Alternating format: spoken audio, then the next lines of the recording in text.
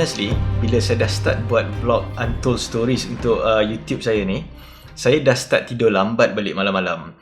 Saya dah rasa macam dulu balik, masa zaman saya mengembara, masa zaman saya menulis diary, masa saya tengah travelling tu, masa zaman saya tulis saya punya travel blog, masa saya buat skrip untuk dokumentari saya di TV Al-Hijrah dengan Basikal Aku Menjelajah tu. Pasal every time bila saya dah tutup lampu, saya dah baring, saya dah pejam mata, dah nak tidur dah.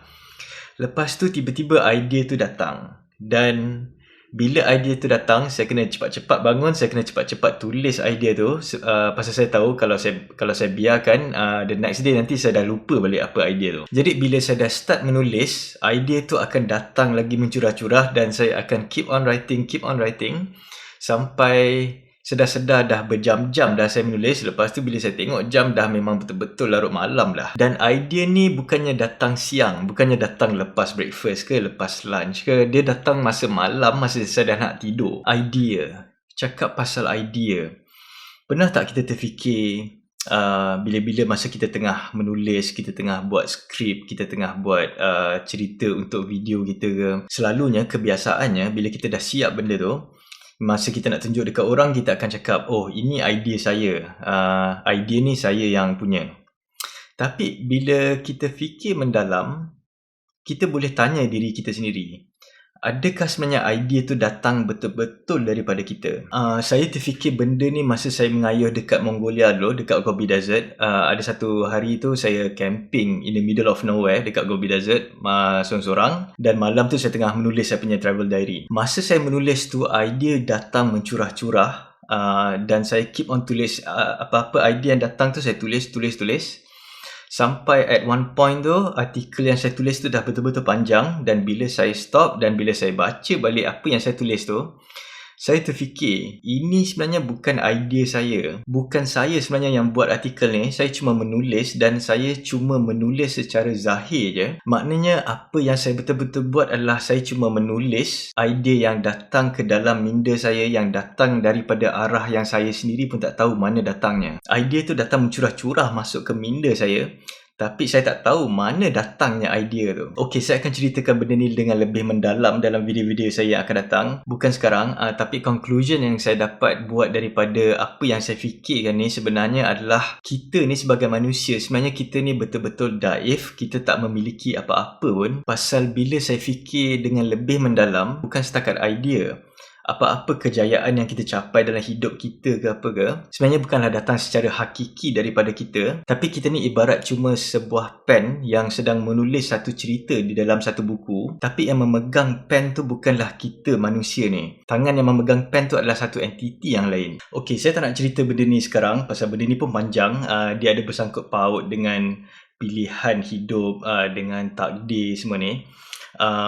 Dan saya pun akan share benda ni secara berperingkat, kerana macam saya cakap tadi, saya terfikir benda ni bukanlah masa saya berada dekat Tibet ni, tapi saya terfikir benda ni masa saya berada dekat Gobi Desert di Mongolia.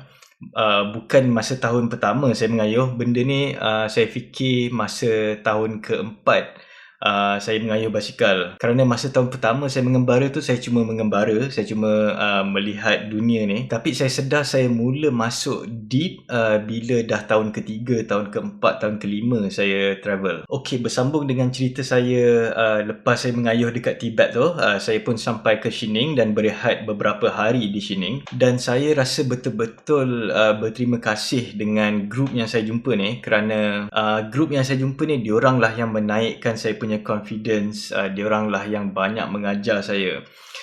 Masa saya mula-mula start journey ni, masa tu saya dah late 20s. Masa zaman-zaman tu saya banyak, apa orang cakap tu, macam midlife crisis, you know. Masa tu saya terfikir dalam hidup saya ni, dalam sistem yang saya sedang hidup sekarang ni, saya cuma ada macam dua pilihan dalam hidup ni. Contohnya saya ni macam seekor ikan, either saya nak hidup di dalam sebuah kolam ataupun saya nak hidup di laut yang lepas. Kalau saya memilih untuk jadi ikan yang hidup di dalam kolam, saya rasa macam life saya terjaga. Setiap pagi akan ada orang tabur makanan dekat dalam kolam tu dan saya boleh makan macam biasa hari-hari dan saya tak perlu hiraukan bekalan makanan yang terputus. Dan saya rasa very safe kerana environment saya cumalah di dalam kolam tu. Tapi walau macam mana pun saya rasa macam hidup saya ni kena kontrol. Boleh je kalau macam ada orang nak letak racun kat dalam air kolam tu dan saya dan ikan-ikan lain ni akan mati. Dan sebenarnya sampai sekarang saya ada macam terfikir macam tu. Kadang-kadang bila kena pandemik macam ni saya rasa macam tu juga sebenarnya. Dan saya rasa tak bebas. Saya rasa hidup saya ni dipegang oleh suatu entiti yang lain. Tapi macam saya cakap tadi, hidup saya ni safe,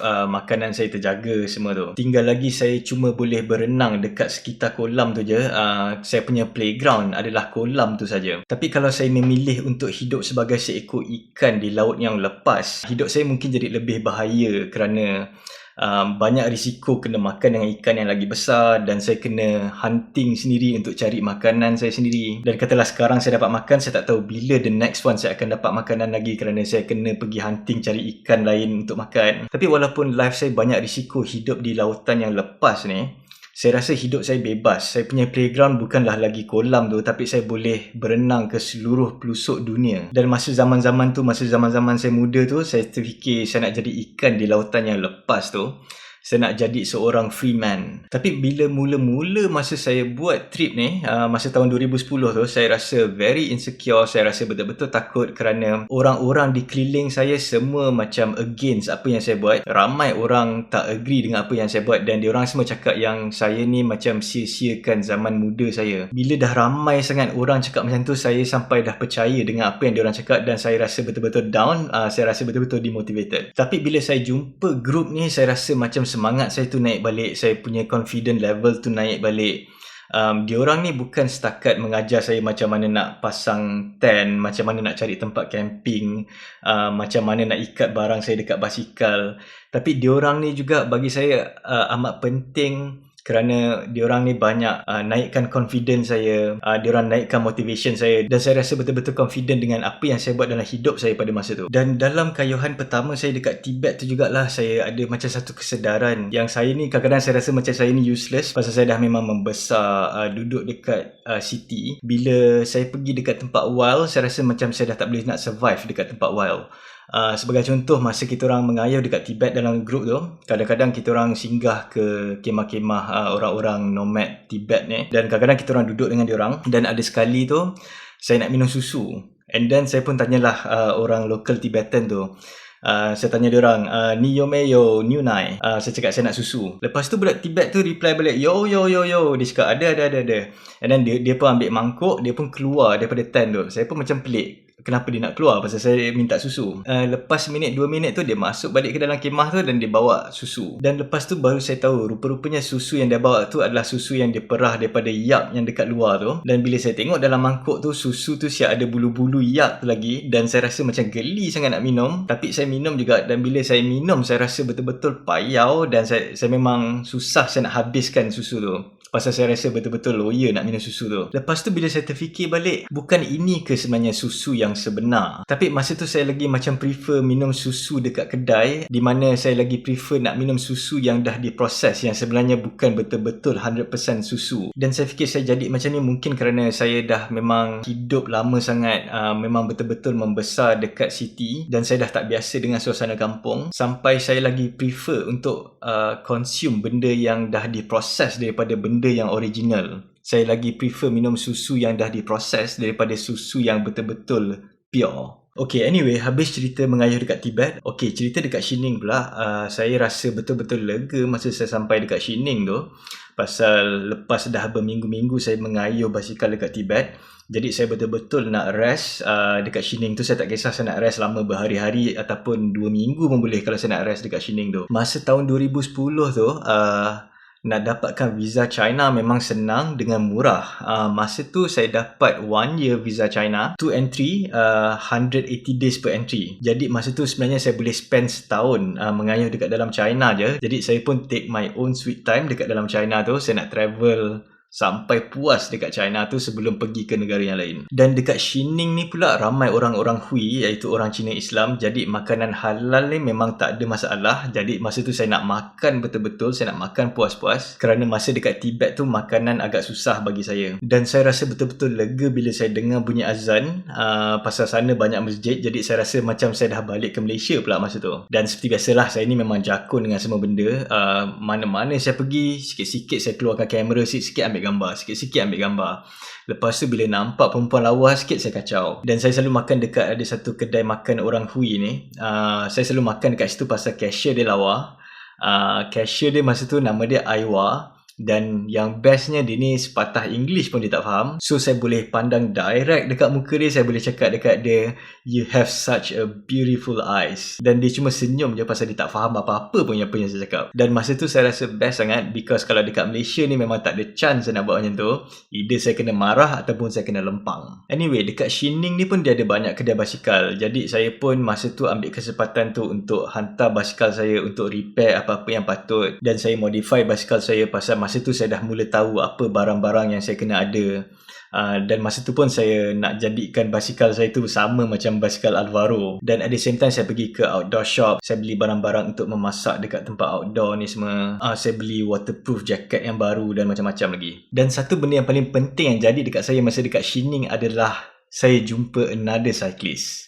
Female cyclist. Masa saya berpisah dengan grup tu, masa saya kayuh seorang-seorang tu, masa tu saya dah rasa lonely balik. Masa tu saya selalu mengharapkan yang satu hari nanti saya akan dapat travel partner. And then saya rasa macam Tuhan betul-betul makbulkan doa saya tu. Memang terkejut pasal masa saya duduk berhari-hari dekat hostel dekat Xining tu, tak silap saya, masa tu saya duduk dekat youth hostel dekat Xining. Saya nampak ada lagi satu basikal. Dan berlainan masa saya dekat Litang dulu, basikal yang saya nampak ni bukanlah professional, bukanlah season. Nampak macam basikal baru beli, macam basikal biasa. Saya pun masa tu saya tunggu, saya duduk dekat lobby hostel tu, pasal dekat situ ada wifi free. Jadi saya bawa laptop saya banyak menulis diary saya banyak chatting dengan kawan-kawan saya dekat Malaysia sambil tunggu tuan punya basikal tu. Lepas tu ada sekali tu ada seorang perempuan Cina ni, dia pergi dekat basikal tu, dia macam belik-belik basikal dia. Masa tu saya pergi tegur dia. Yang bestnya dia ni boleh cakap English, dia cakap perfect English. So kita orang tak ada masalah nak communicate. Nama dia Nancy, dia ni daripada Guangzhou, South China. Dan dia memang bekerja biasa, kerja office dekat Guangzhou. Dan masa tu dia nak holiday, dia ada 2 minggu holiday. Dan masa tu dia nak pergi travel dekat Qinghai Lake selama 2 minggu. Dan masa tu saya pun memang nak ke arah Qinghai Lake untuk ke Taklamakan Desert. So saya ajak dia kayuh sekali. So kita orang stay lagi 2-3 hari dekat situ, betul-betul berkenalan. Kita orang pergi jalan-jalan dekat sekitar Xining tu pasal kita orang nak get comfortable. Pasal memang kita orang lepas ni akan jadi travel partner untuk mengayuh dekat Qinghai Lake tu. So masa tu saya rasa betul-betul happy sangat pasal once again saya bukan lagi berseorangan. Masa tu saya dah ada another travel partner. Dan bagi saya ini adalah satu lagi pengalaman yang betul-betul menarik dalam journey saya yang pertama masa tahun 2010 tu. Kita orang mengayuh sama-sama ke arah Qinghai Lake. Dan cerita ni saya akan sambung dalam video saya yang seterusnya nanti. Saya rasa cerita ni pun another exciting punya journey pasal once again saya mengayuh dengan seorang lagi travel partner saya yang baru, Nancy, ke arah Qinghai Lake, ke arah Taklamakan Desert. So stay tuned, tunggu lagi few more days. Terima kasih.